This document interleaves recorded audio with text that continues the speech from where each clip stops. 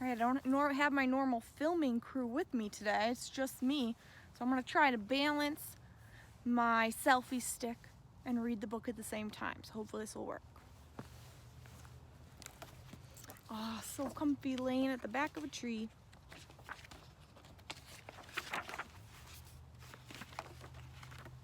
A tree hole. One place in a tree. How does it get there? Who lives inside? Suppose that you could watch a hole from its beginning. You might see something like this inside.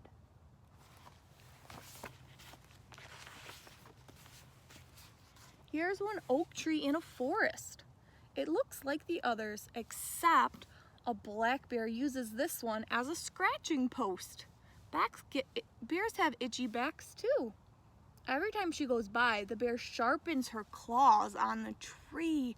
Ooh, so they scrape their claws to make them nice and sharp. You're walking in the woods, you see the tree, and notice the scratch marks on the bark. Maybe you even catch a glimpse of the bear. That would be so cool. I would love to see a bear out in the wild. After a while, the scratching chips some pieces of bark off of a tree. A cut forms in the bark. A hole in the tree is the beginning. Next time you're walking there, you see that tiny bugs have found the cut. They're timber beetles, and they're about to set up housekeeping. They're about to make that their home. The timber beetles get under the bark and bore into the tree. They make a maze of tunnels. They create spaces called cradles for their eggs. They even plant fungi for their colony to feed on. Imagine that you can look inside. You see something like this. So here we see they have on their antennas some fungus that they're putting in here for their babies to eat. And here we have the eggs of the babies. Soon they will hatch. Soon the fungi spread and are growing all over the walls of the tunnel. The beetle eggs have hatched into grubs. The grubs are feeding on the fungi. The fungi are feeding on the soft wood inside the tree. Wait, is a fungus alive? Yes, a fungus or a mushroom is alive. So it eats the tree, and then the baby beetles, little grubs, they look kind of like worms, they eat the fungus.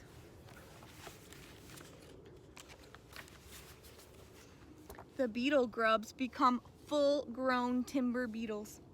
They eat their way out of the chambers and make more holes in the tree. Oh, so if you've ever seen tiny little holes on a tree, that could be from a beetle. On your next visit, you count more than 10 holes, but the first one is the largest.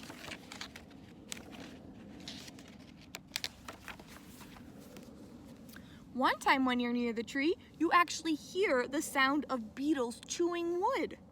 A red-bellied woodpecker hears too. The bird flies to the tree holes.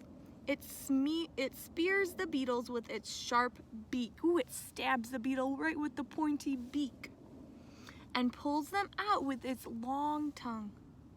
Many woodpeckers visit the oak tree to eat. After a summer, they've cleared the holes of beetles and beetle grubs, but they made that big hole even bigger. So think, the fungus was eating the tree, the grubs, the baby beetles, were eating the fungus, and now the woodpecker is eating the beetles.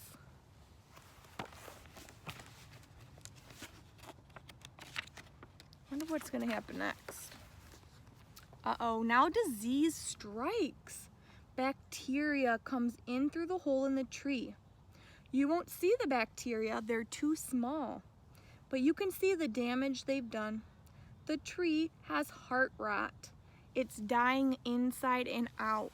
So sometimes when you have lots of these holes in trees, it can kill the tree. They can get a disease. Just like how humans might get sick, trees can get sick too. Bark begins to loosen and fall off. The hole is now so large you can actually see inside it. It has become a hollow place that looks as if it could be home for something. What might live in a big tree hole? The first animal to use it is a flying squirrel. You find this squirrel holed up in there one winter day.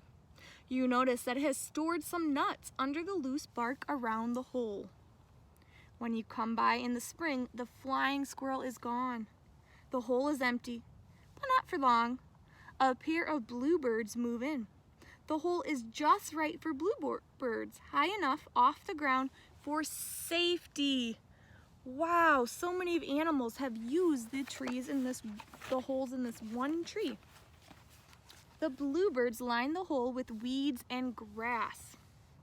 Soon there are 6 bluish eggs in the nest hole.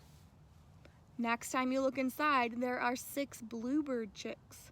The chicks stay safe in the nest until they're old enough to fly.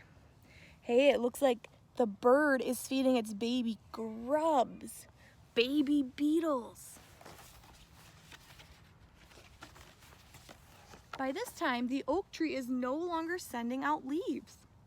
Almost all of the bark is gone, but the hole dwellers don't seem to care. For the next 3 springs, the hole in the tree is a nest for the same pair of bluebirds. For the next 3 winters, it's home to a family of white-footed mice. In all those 3 years, the tree hasn't grown at all. The oak tree is dead, but the hole is full of life.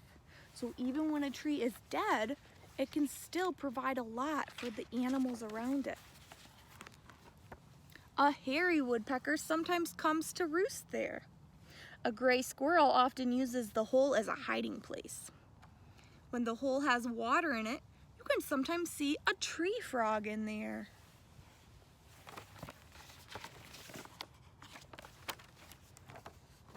One day, lightning or high wind or heavy rain or snow will bring the dead tree down.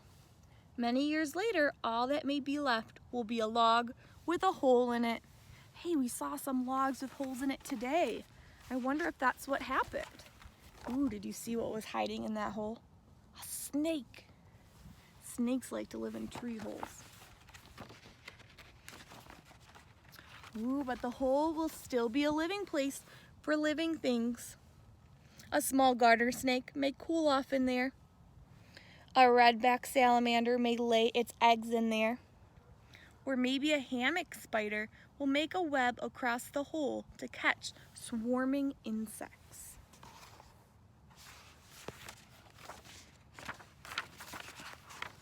Living trees are important, but so are dead and dying trees. A dead tree often has a hole, one small place that is usually home for something.